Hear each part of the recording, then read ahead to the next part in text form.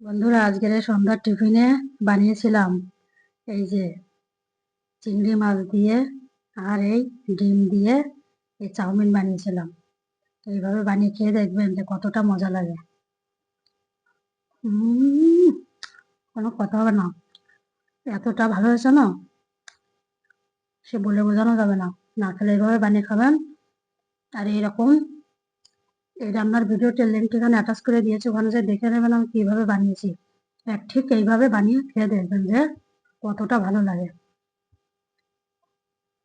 উম আর রাস্তার চাউমিনকে হার মানাবে, এতটা ভালো হয়েছে। আর সন্ধ্যে যদি থাকে এরকম চিংড়ি মাছটা থাকে,